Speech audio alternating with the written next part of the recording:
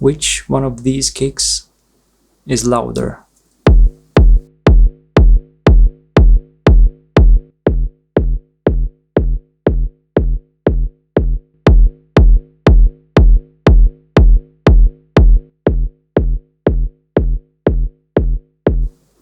Between these two versions, which one of these kicks sound better?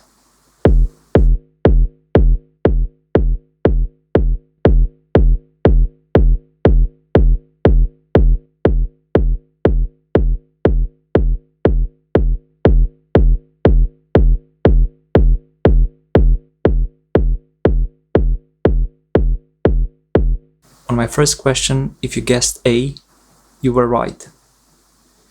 And on my second question, if you said both C and D, then you were right. If you guessed wrong and want to find out why, stay till the end of the video to understand why that is. Now it's time to get technical once more. As you might have guessed already, a big part of the Tekno's signature sound is distortion, so let's discuss it.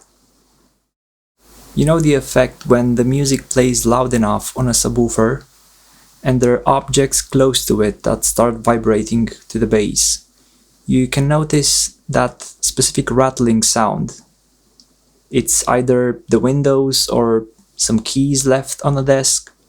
Well, in a way that's how distortion works.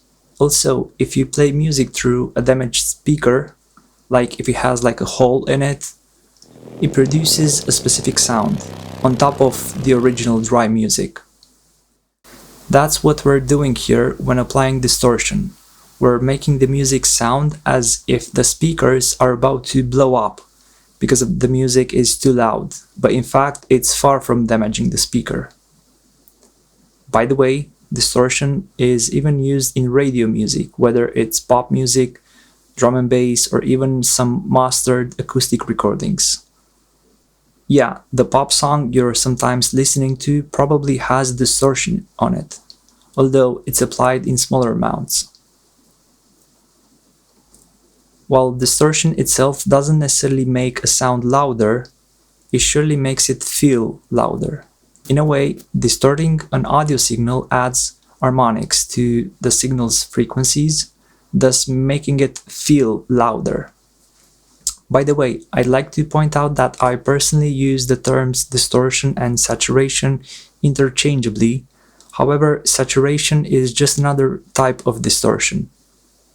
Normally, saturation involves driving a signal until it starts to get soft-clipped, and also a compressor-like effect is achieved, while distortion can refer to a heavily amplified sound that gets driven into hard clipping.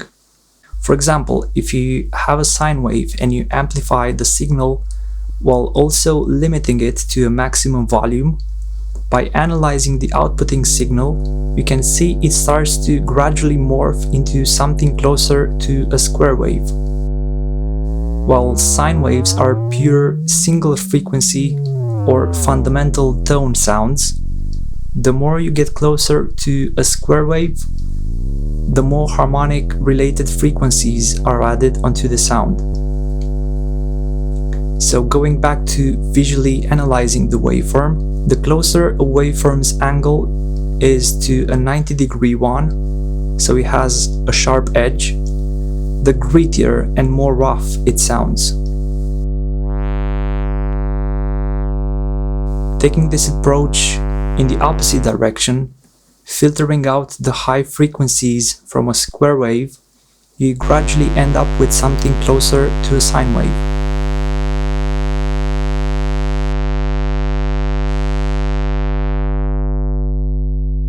Then bringing the concept one step further, applying distortion onto a sound that's more complex than a simple fixed frequency sine wave, what happens when you derive the signal is you're simply adding harmonics or additional frequency signals that are related to your original sound. And if the signal is not just a pure sine wave, the harmonics will be added at specific intervals related to the original sounds, and you end up with a more complex harmonic series. resulting in frequencies above the original signal, but also mirrored on the opposite side. I'll show you an example shortly just to simplify things. But if you prefer an analogy to keep things simple, if you're familiar with the infinity mirror effect, or perhaps the screen feedback method, that's exactly what's happening when you're distorting a signal, but obviously in terms of audio. And once you introduce distortion to a low frequency signal, since small speakers can't reproduce low frequencies, your brain is smart enough to reproduce the missing fundamental, which helps you feel how the bass would sound. That's why applying distortion on a sound makes it more obvious. And while your smartphone speaker can't reproduce a low-end frequency, distorting it brings up its harmonics, which help you feel the fundamental, even though you can't hear the low frequency itself. I've linked a video in the description which shows this effect better than I could. So how much of this effect should you use in your productions? Well, I'll give you a useless answer, which is also the best one I can think of, and that is, it's entirely up to you. You decide what sounds good and what's too much or not enough. But understanding the concept better only helps you make better decisions. For example, does this distortion sound good enough? Do we need more? Do we need less?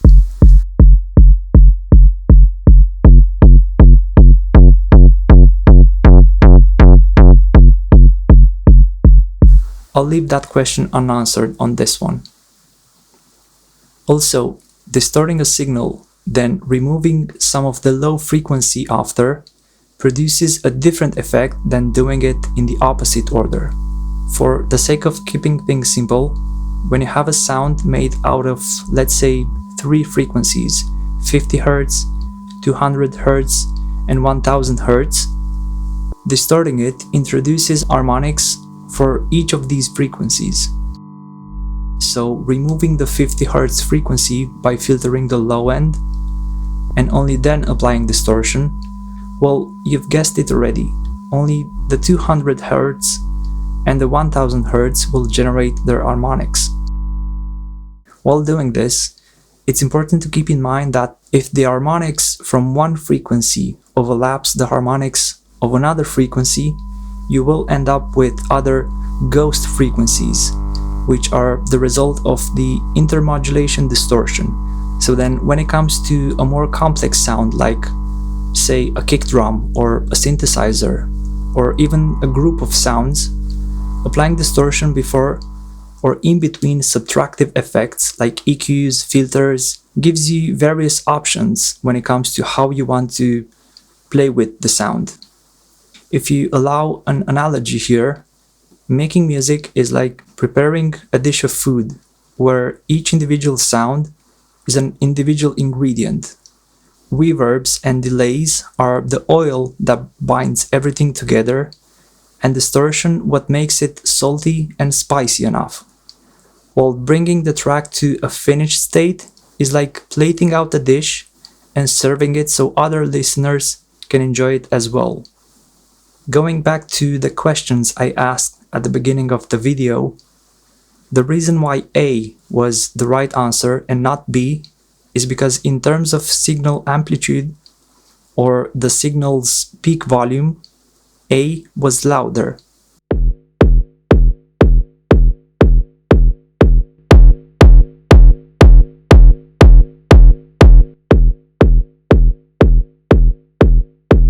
However, you might have been tempted to say that B was louder due to how your ear perceives loudness.